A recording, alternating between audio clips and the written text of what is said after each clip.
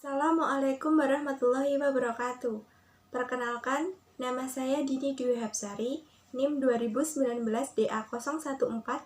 Saya dari Prodi D3 Akuntansi, ingin mempresentasikan tugas saya yang bertema Badan Usaha Tetap atau BUT. Berdasarkan pasal 2 ayat 5 Undang-Undang PPH, BUT adalah badan usaha yang dipergunakan oleh orang pribadi yang tidak bertempat tinggal di Indonesia.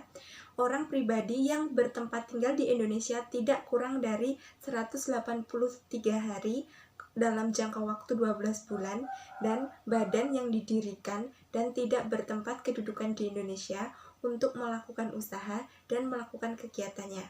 Contohnya seperti tempat kedudukan manajemen, cabang perusahaan, kantor perwakilan, gedung kantor, pabrik, dan sebagainya.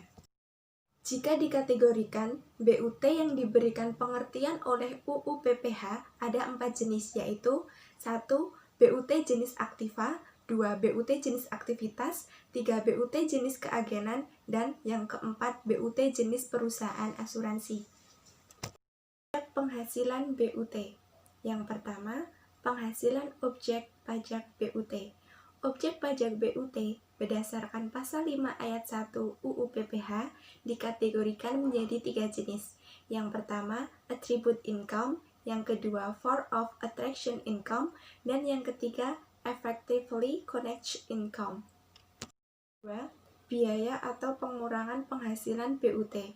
Berdasarkan pasal 6 ayat 1, seperti halnya wajib pajak dalam negeri, badan usaha tetap dapat mengurangkan biaya untuk mendapatkan, menagih, dan memelihara penghasilan, termasuk biaya yang secara langsung atau tidak langsung, penyusutan atau pengeluaran, iuran kepada dana pensiun, kerugian karena penjualan, kerugian selisih kurs uang, biaya penelitian, biaya beasiswa, dan sebagainya. Berdasarkan pasal 5 ayat 2 UU PPH, BUT juga diperbolehkan untuk mengurangkan biaya-biaya yang berkenaan dengan A. Penghasilan kantor pusat dari usaha atau kegiatan penjualan barang atau pemberian jasa di Indonesia yang sejenis dengan yang dijalankan atau yang dilakukan oleh BUT di Indonesia. B. Penghasilan sebagaimana tersebut dalam pasal 26 UU PPH yang diterima atau diperoleh kantor pusat sepanjang terdapat hubungan efektif antara BUT dengan harta atau kegiatan yang memberikan penghasilan dimaksud. C. Biaya administrasi kantor pusat yang diperbolehkan untuk dibebankan adalah biaya yang berkaitan dengan usaha atau kegiatan bentuk usaha tetap yang besarnya ditentukan oleh Direktur Jenderal Pajak. D. Berdasarkan keputusan Direktur Jenderal Pajak nomor KEP 62 PJ 1995, biaya administrasi kantor pusat yang diperbolehkan untuk dikurangkan dari penghasilan bruto yang diterima atau diperoleh suatu BUT di Indonesia adalah biaya administrasi yang dikeluarkan oleh kantor pusat yang berkaitan dan dalam rangka untuk menunjang usaha atau kegiatan BUT yang bersangkutan untuk mendapatkan, menagih, dan memelihara penghasilan. Seperti halnya wajib pajak badan dalam negeri untuk menentukan besarnya penghasilan kena pajak BUT berdasarkan pasal 9 ayat 1 UU PPH tidak boleh dikurangkan.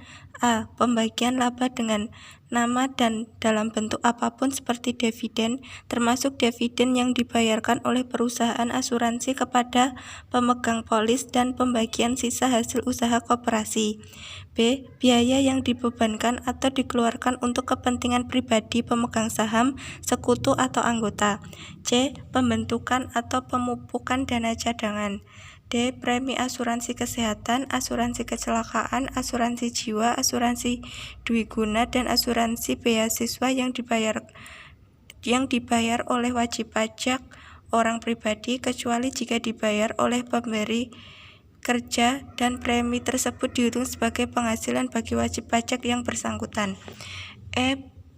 Penggantian atau imbalan sehubungan dengan pekerjaan atau jasa yang diberikan dalam bentuk natura dan kenikmatan, kecuali penyediaan makanan dan minuman bagi seluruh pegawai, serta penggantian atau imbalan dalam bentuk natura dan kenikmatan di daerah tertentu dan yang berkaitan dengan pelaksanaan pekerjaan yang diatur dengan atau berdasarkan peraturan Menteri Keuangan.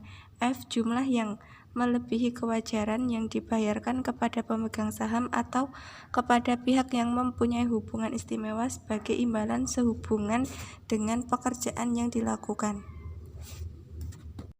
G. Harta yang dihibahkan. H. Pajak penghasilan. I. Biaya yang dibebankan atau dikeluarkan untuk kepentingan pribadi wajib pajak atau orang yang menjadi tanggungannya. J. Gaji yang dibayarkan kepada anggota persekutuan, prima atau perseroan komanditer yang modalnya tidak terbagi atas saham.